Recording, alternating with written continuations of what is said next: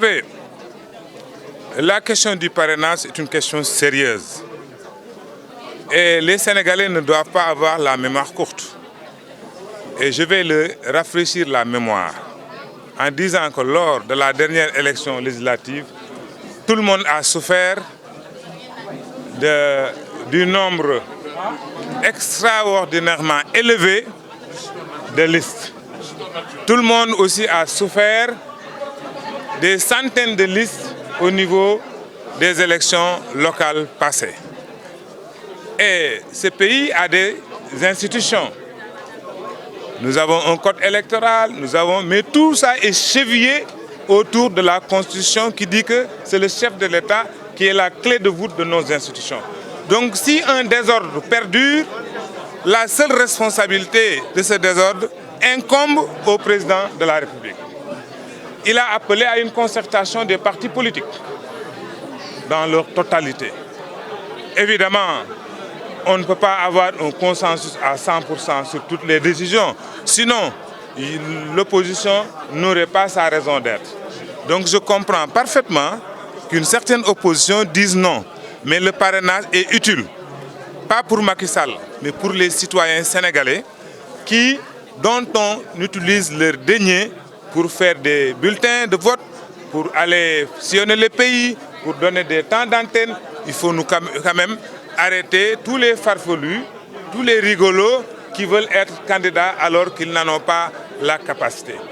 Et si on l'interdit aux indépendants, les indépendants sont des Sénégalais, donc tout le monde doit se mettre sur la même ligne, c'est-à-dire les mêmes lois doivent régir les mêmes citoyens. Le président. J'ai beaucoup travaillé sur cette question. C'est une question difficile, mais on ne peut pas interdire la création d'un parti. Mais on peut exiger des conditions qui rendront difficile l'existence d'un parti. En faisant quoi? En imposant à tous les partis de disposer d'un siège, de tenir des congrès, de faire la formation pour leurs militants, etc., etc. Tous les partis qui n'auront pas, disons, réuni, en tout cas répondu à ces exigences, vont disparaître d'eux-mêmes. Mais j'ajouterai à la rationalisation des partis politiques, pour freiner la corruption qui gangrène notre société, il faudrait qu'on pense aussi à financer les partis politiques. Si les partis politiques sont financés avec les deniers du Sénégal, il n'y aurait pas, disons, d'autres personnes très obscures, venues d'on ne sait où, qui viennent financer d'autres individus qui sont là au Sénégal, qui mettent le désordre dans notre pays, parfois même mettent en péril notre paix. Donc, si les partis sont financés, on va commencer à contrôler l'origine des fonds dont ils disposent. On a vu des gens avoir des milliards, 1 milliard, 2 milliards, personne. Parce qu'ils n'ont jamais travaillé. Ils n'ont pas hérité ça de leur père. Et qui se débrouillent pour avoir des milliards pour battre campagne. Comment ils ont fait? Personne ne sait. Donc, faisons attention à cela.